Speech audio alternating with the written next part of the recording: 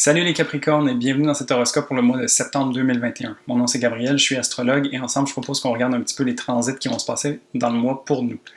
Alors vraiment le mois de septembre ça va être un mois de remise en question, d'introspection, où est-ce qu'on va vraiment être amené à se poser des questions par rapport à nos valeurs, par rapport à comment on se sent, comment on réfléchit aussi. Ça va être vraiment un travail à tous les niveaux. Il va y avoir beaucoup de transformations qui vont sans doute s'opérer avec les énergies du Scorpion qui vont être de la partie. Et ça va nous demander de faire un travail assez assidu et d'être très honnête avec nous-mêmes. Donc, ça ne va pas être nécessairement des transits faciles, sauf que il faut savoir qu'il va quand même avoir une certaine ingéniosité qui va sortir de tout ça et qu'on va vraiment trouver des façons différentes d'arriver à notre fin. Alors vraiment, ça va être un mois intéressant pour ça. Du 5 au 6 septembre, Vénus est en balance et va être en carré avec Pluton en Capricorne. Alors, Vénus en balance parle de nos relations, de comment on aime, de nos valeurs et des choix qu'on porte dans la vie. Et dans l'énergie de la balance, c'est vraiment tourné au niveau des autres et au niveau de chercher une harmonie ou une cohésion sociale. Tu sais, genre vraiment comme trouver un équilibre en fait. Vénus, pour nous, se trouve en maison 10 et donc c'est vraiment tout ce qui touche à la carrière, à notre réputation, à notre vie publique, la vie que les gens voient de nous. Et donc, vraiment, ça va nous poser des questions à savoir c'est quoi qui est important pour nous au niveau du travail et ce genre de choses-là. Pluton, quant à lui, se trouve dans notre maison 1, il va venir nous poser des questions qui dérangent en fait. Donc, à savoir faire remonter des blocages, des peurs, peut-être des traumas aussi, ou des choses qui ont besoin d'être transformées, qui peut-être nous empêchent de nous exprimer à notre plein potentiel au niveau de la carrière. Dans la maison 1, ça parle de la manière qu'on s'exprime, de notre personnalité, de notre corps et ce genre de choses-là. Et vraiment, il va avoir la possibilité de se transformer beaucoup dans la manière qu'on est, puis pour nous, par rapport au travail aussi. Donc, qui on est par rapport à notre carrière. Le 6 septembre, il y a une nouvelle lune en Vierge, et donc une nouvelle lune, c'est un moment où est-ce qu'on plante des graines, on pose des intentions pour que quelque chose puisse émerger plus tard. Et donc en Vierge, c'est vraiment retourner vers soi. Donc c'est une période un peu plus introspective où est-ce qu'on fait l'analyse et on essaie de comprendre qui on est pour vraiment trouver des choses qui ont besoin d'être améliorées ou qui ont besoin d'être changées pour qu'on puisse atteindre notre plein potentiel. Pour nous, ça se passe dans la maison 9, et donc vraiment c'est ce côté de l'apprentissage, de savoir, d'ouvrir nos horizons en fait, donc de voir un petit peu qu'est-ce qui pourrait nous apporter quelque chose de nouveau à travers des philosophies de vie différentes, à travers peut-être même des choses qu'on verrait à l'extérieur, donc qui viendraient de peut-être d'autres cultures, ce genre de choses-là, tu sais. Alors vraiment, ça va nous demander d'ouvrir nos horizons et de voir qu'est-ce qui peut venir nous nourrir de façon peut-être différente et nouvelle, et nous permettre aussi d'atteindre notre plein potentiel. Ensuite, du 13 au 15 septembre, on a le Soleil en Vierge qui va venir être opposé à Neptune en Poisson.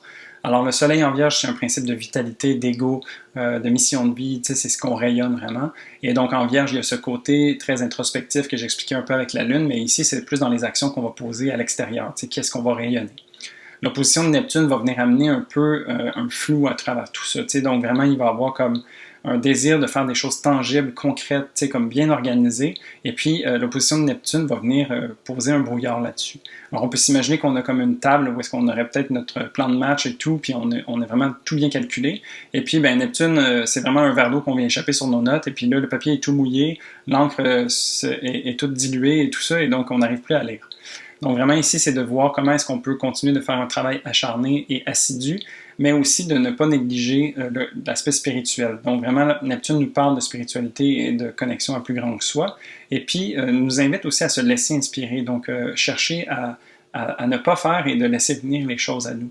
Donc ici, oui, on a l'intention de faire du travail concret, mais aussi peut-être que si on fait juste se buter à la tâche de faire ça, on n'arrivera pas à avancer, on peut se perdre dans les détails, ce genre de choses-là, tu sais. Et donc, ça serait intéressant de prendre un pas de recul, de se permettre un peu de se laisser aller dans l'énergie un peu plus douce du Poisson et de Neptune, et puis voir qu'est-ce qui peut venir à travers tout ça, tu sais, voir comment est-ce que d'avoir une perspective différente peut nous permettre d'avancer plus loin dans notre travail. Ensuite, du 16 au 17 septembre, Vénus va avoir transitionné dans le signe du Scorpion et va venir faire un carré à Saturne en Verseau. Alors, Vénus en Scorpion va venir poser des questions au niveau des valeurs, mais à un niveau beaucoup plus profond. Alors, on va venir connecter à des choses plus enfouies, puis on va faire émerger des choses qui, peut-être, ils sont en dehors de notre conscience, qui sont plus cachées dans l'ombre, si je peux dire. Le carré de Saturne va venir amener une certaine lourdeur à tout ce travail-là.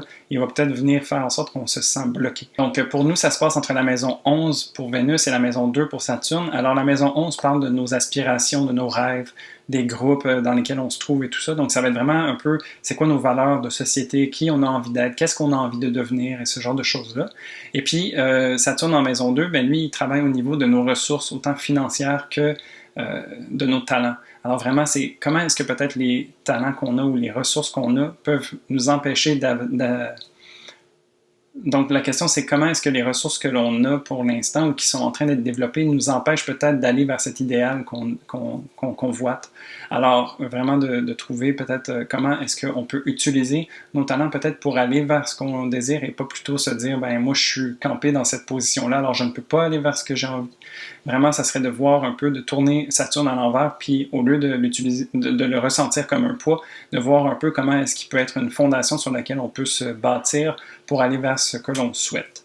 Ensuite, le 20 septembre, on a une pleine lune en Poisson. Une pleine lune, c'est une culmination d'énergie où est-ce qu'on a vraiment un paroxysme et puis on relâche toute cette énergie-là pour faire place à la manifestation. Donc, c'est en faisant de l'espace qu'on peut permettre à quelque chose de venir à nous. Ici, en Poisson, c'est vraiment connecté à la spiritualité, au plus grand que soi. C'est un grand lâcher-prise et puis, d'une certaine manière, se laisser porter par le flot de la vie, tu sais. Donc, ici, pour nous, ça se passe en maison 3. Et puis, la maison 3, c'est tout ce qui a trait à la communication, aux échanges, à l'intelligence, à tout ce qui est proche de nous, donc le communautaire et ce genre de choses-là. Donc, vraiment, qu'est-ce qu'on veut manifester dans ce sens-là? Quelle voix est-ce qu'on a envie d'utiliser? Quelle voix est-ce qu'on a envie de projeter à l'extérieur pour être entendu, puis pour échanger avec les autres? Alors vraiment ici, ce serait une belle façon peut-être de lâcher prise sur le contrôle un petit peu qui peut être signature des Capricornes, et puis ben, se laisser porter un petit peu par cette magie que le Poisson nous offre pour voir qu'est-ce qui peut en ressortir. Ensuite, du 22 au 24 septembre, Vénus, qui est toujours en Scorpion, va venir faire son opposition à Uranus en Taureau. Alors, Vénus continue de faire son travail de fond, de labeur, où est-ce qu'on cherche les valeurs vraiment profondes et essentielles à qui on est. Ça nous demande beaucoup d'honnêteté de faire ça. Et puis, ben, quand il va rencontrer Uranus, Uranus va poser la question qui tue, à savoir qu'est-ce qu'on a envie de faire avec cette information-là. Maintenant qu'on est en train de travailler à nos rêves et à nos espoirs avec Vénus, qui est dans la maison 11, Uranus nous demande, OK, mais on fait quoi avec ça? Maintenant qu'il y a quelque chose qui est rendu à la surface, on ne peut plus l'ignorer, et puis on doit prendre action, on doit agir. Donc, comment est-ce qu'on a envie de faire ça? Uranus, en Taureau, nous parle également de nos valeurs. Et puis, ben, Uranus c'est une planète déstabilisante qui vient nous poser des questions qui peuvent nous sembler être déroutantes et qui peuvent nous faire faire un 180. Ça ne tient pas compte du statu quo, en fait, ça a envie de le révolutionner. Fait que vraiment, Uranus se trouve dans notre maison 5 et donc nous pose des questions par rapport à ce qui nous fait plaisir, par rapport à nos hobbies, à nos enfants et tout ça, à notre créativité.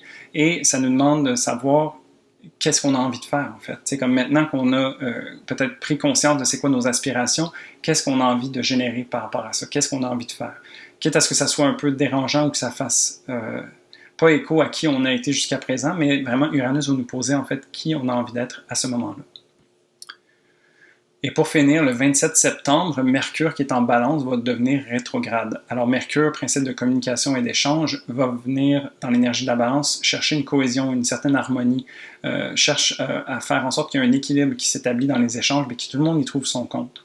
La rétrogradation, elle, fait écho à un travail plus introspectif où est-ce qu'on va venir prendre un temps pour refléter sur les choses qui se sont passées depuis les dernières semaines, mois. Il y a eu beaucoup d'énergie de feu et tout ça. Alors vraiment, ça va être de voir quelle place est-ce qu'on veut que ça occupe chez nous. Ça va nous permettre aussi de regarder ça d'un point de vue mental et puis d'essayer de comprendre un petit peu tout ce que c'est et qu'est-ce que ça veut dire pour nous.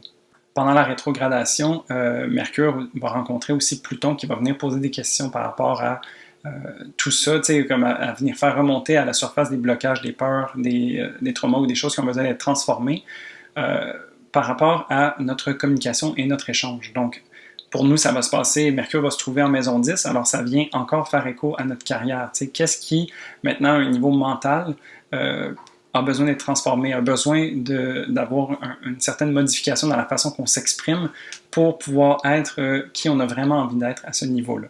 Donc, vraiment, ça va nous demander un repositionnement, si je peux dire, Et puis, au début du mois, ça va être plus à un niveau émotionnel. Maintenant, ça va être plus à un niveau mental et conscient qu'on va aborder ce problème-là. Alors vraiment, on va regarder ça de tout bord, tout côté.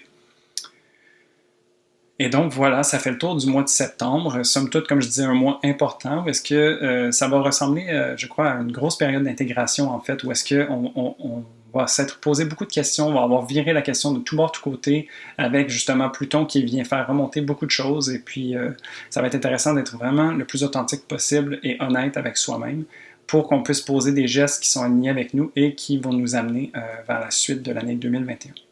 Alors sur ce, je te souhaite un très beau mois de septembre et puis je te dis à très bientôt. Salut!